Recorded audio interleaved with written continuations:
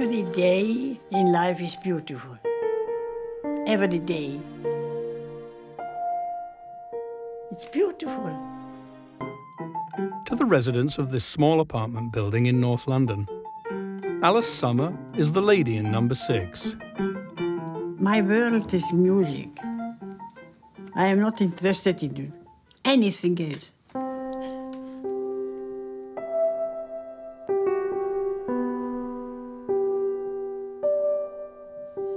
The music is so beautiful. Alice lives alone. She still has her health, and at 109 she feels she's the luckiest person alive. I love people. I love everyone. I love people. I love to speak with them. I'm interested in the life of other people. Beethoven. He is a miracle. His music is not only melody, what is inside. What is inside, how it's filled, it's full, it is intensive. The remarkable Alice Sommer, at 109, the oldest Holocaust survivor in the world. She was 39 when she and her little boy Rafi arrived in the strangest place in the entire concentration camp system, Theresienstadt, a feeder camp for Auschwitz, where Jewish celebrities and intellectuals were used by the Nazis for propaganda purposes. These images were filmed to show the world how well the Jews of Europe were being treated. Starving prisoners were allowed to compose and give concerts. I can say without hesitation that the cello saved my life, because I knew what was going on in Auschwitz. So I arrived really preparing to go in the gas chamber. I mean, that was Auschwitz, was gas chambers. Instead of that, when I arrived there, it's a sort of ceremony, you know, people take your clothes off you and shave your head and tattoo a number on your arm. And this is all done by prisoners. And one of these said, "What's your name and where do you come from and what did you do before you were arrested?" And like an idiot, I said, "I used to play the cello." I mean, you know, really ridiculous thing to say. And she said, "Oh, fantastic, you'll be saved." I knew that we will play. And I was thinking, when we can play, it can't be so terrible. The music, the music.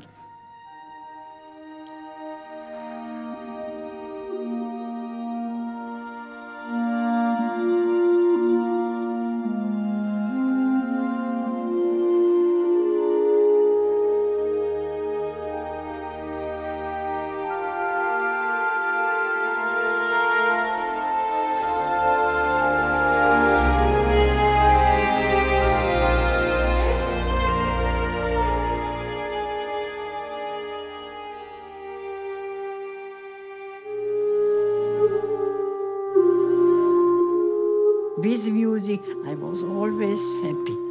I am happy even without music. Even thinking of music made me happy. One of the greatest philosophers said, music is in the first place of art. It brings us on an island with peace, beauty and love.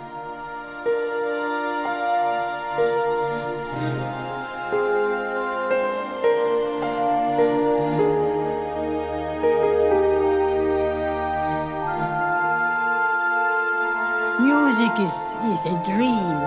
Music is a dream.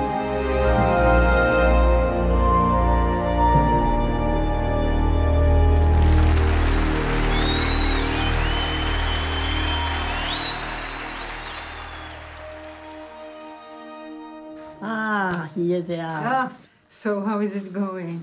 My Sunday friend. She comes every Sunday. Zdenka and Anita stopped by regularly to visit their friend.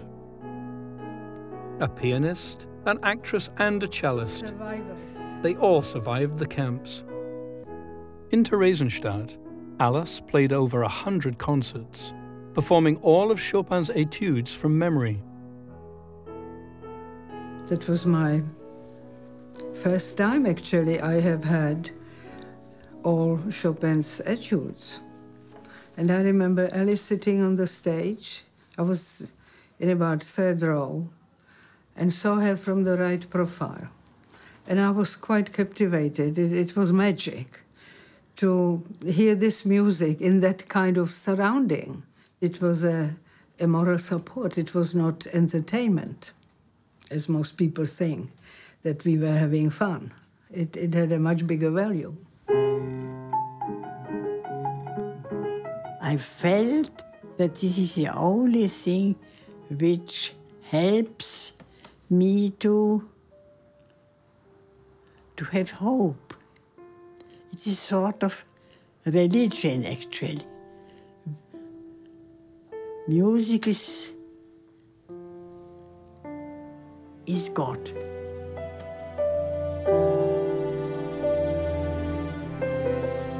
In difficult times you feel it, especially when you are suffering.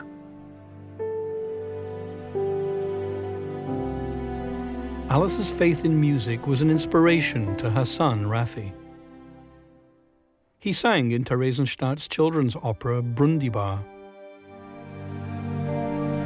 And, sustained by his mother's natural optimism, he too survived.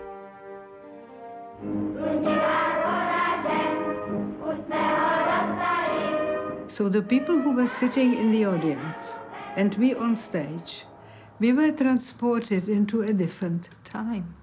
The time before, when we lived in a normal civilized life, civilized world, and hoping and being convinced that the war will soon finish, and we'll go back home, and it will go on. But of course, what we knew later, the Germans knew full well that we are sentenced to death, and thought, let them play, let them laugh.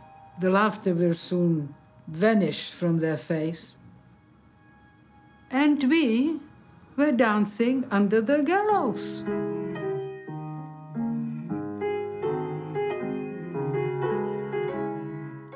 My father always used to say the very wise words, put as much as you can into your heads, because that's something nobody can take away from you. And I think that is so very, very true. And I think this is where music comes in, the importance of music, because you can actually have music in your head without anybody knowing it is happening.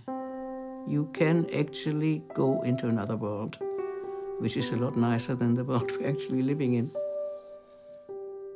I knew that even in this very difficult situation, there are beautiful moments.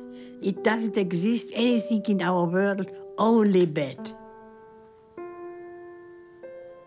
Even the bad is beautiful, I would say. Even the bad is beautiful. It has to be. When you are knowing that you will play in the evening a concert, and people, old, terribly ill people came to this concert and became young.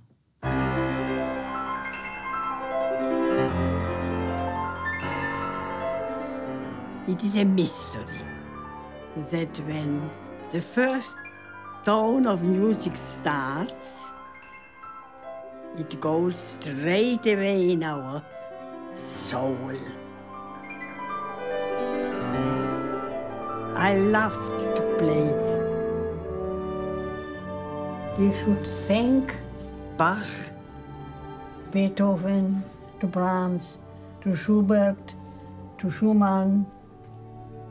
They gave us beauty, they gave us indescribable beauty. They made us happy.